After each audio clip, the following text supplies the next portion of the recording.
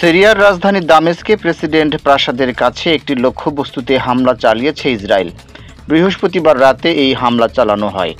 শুক্রবার সকালে হামলার বিষয়টি নিশ্চিত করেছেন ইসরায়েলি প্রধানমন্ত্রী বেনিয়ামিন নেতানিয়াহু।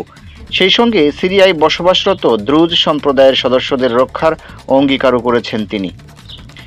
প্রতিবেদনে বলা হয়, এই হামলাগুলো সিরিয়ার বর্তমান ক্ষমতাসীনদের প্রতি ইসরায়েলের গভীর অবিশ্বাসকে প্রতিফলিত করে। সিরিয়ার বর্তমান শাসক গোষ্ঠী সুন্নি মতাদর্শ অনুসরণকারী ইসলামীপন্থী। তারা গত ডিসেম্বরে বাশার আল আসাদকে উৎখাত করে সিরিয়ার ক্ষমতায় আসেন।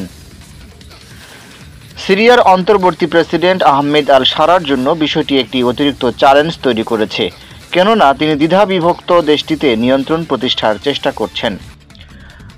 রোমে পরমাণু ইস্যুতে যুক্তরাষ্ট্র ও ইরানের কর্মকর্তাদের মধ্যে আলোচনা হওয়ার কথা থাকলেও সেটি এখন স্থগিত হয়েছে। বিষয়টি নিশ্চিত করেছেন ইরানের এক ঊর্ধ্বতন কর্মকর্তা। তিনি বলেছেন, দুই পক্ষের বসার নতুন তারিখ ওয়াশিংটনের অবস্থানের উপর নির্ভর করে ঠিক করা হবে। বৃহস্পতিবার বার্তা সংস্থা রয়টার্সকে তিনি একথা বলেছেন। ইরান ও যুক্তরাষ্ট্রের মধ্যে চতুর্থ দফার এই আলোচনার শনিবার রোমে হওয়ার কথা ছিল। ইরানি কর্মকর্তা বলেন, পরমাণু আলোচনা চলাকালে যুক্তরাষ্ট্রের নিষেধাজ্ঞা কূটনীতিক উপায়ে বিরোধ মেটাতে সহায়ক নয়। যুক্তরাষ্ট্রের অবস্থানের উপর নির্ভর করে আলোচনার পরবর্তী দফার তারিখ জানানো হবে। এদিকে ভারত শাসিত জম্মু কাশ্মীরের পেহেলগাঁও হামলার ঘটনার জেরে নিজেদের আকাশসীমায় ভারতের বিমান চলাচল বন্ধ করে দেয় পাকিস্তান। পাল্টা একই সিদ্ধান্ত নেই ভারতও। এ পরিস্থিতিতে চরম ক্ষতির মুখে পড়েছে ভারতীয় বিমান সংস্থা এয়ার ইন্ডিয়া। জানা গেছে, পাকিস্তানের আকাশসীমায় ওড়া বন্ধ হওয়ায় বিকল্প পথে উড়ে যেতে খরচ বহুগুণে বেড়ে যাবে এয়ার ইন্ডিয়ার।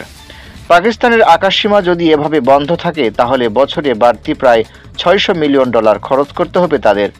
বাড়তি জ্বালানি, ফ্লাইট চলার সময় ও বৃদ্ধি করতে হবে। এদিকে যাতায়াত বেশি সময় লাগলে যাত্রীদের উপর প্রভাব পড়তে পারে বলে সতর্ক করেছে এয়ার ইন্ডিয়া। বিমান সংস্থার দাবি, এই অবস্থা চলতে থাকলে বছরে বাড়তি $591 মিলিয়ন খরচ করতে হবে তাদের। আপাতত আগামী 23শে মে পর্যন্ত অন্তত পাকিস্তানের আকাশসীমা বন্ধ থাকবে, যদিও আন্তর্জাতিক বিমানের ক্ষেত্রে এই নিয়ম প্রযোজ্য নয়।